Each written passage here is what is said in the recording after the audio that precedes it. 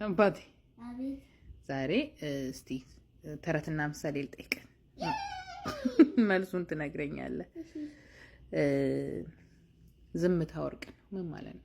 ዝምታ ወርቅ ነው ማለት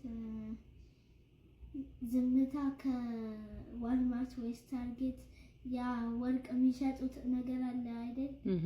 ሜቢ አንዱ ዝምታ ይባላል እና መግዛት ትችላለች። ዝምታ ግን ምንድን ነው? ጸጥ ማለት። ስለዚህ ጸጥ ማለትን ከዋልማርት ወይ ከታርጌት እንገዛለን። ጸጥ ይላል ወርቁ።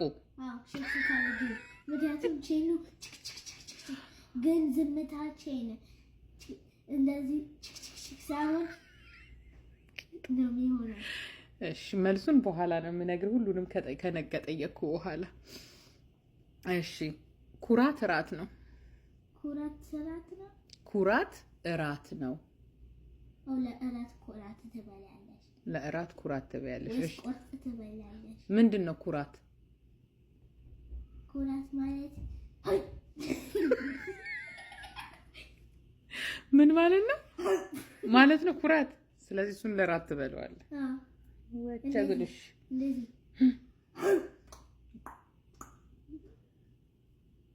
እሺ የመጨረሻ ልጠይቅህ። ሌባ ላመሉ ዳቦ ይልሳል።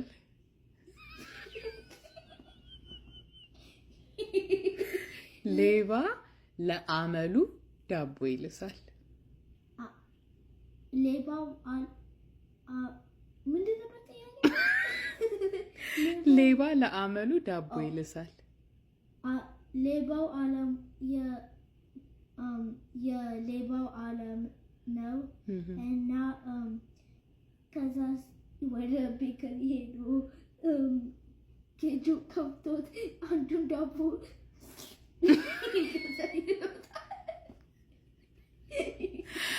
እሺ መልሶቹ ሶስቱ በጣም ጥሩ እኮ ነው። የምታስበው ሀሳብ ደስ ይላል። ትርጉም አሰጣጥ ግን መልሱን ልንገርህ።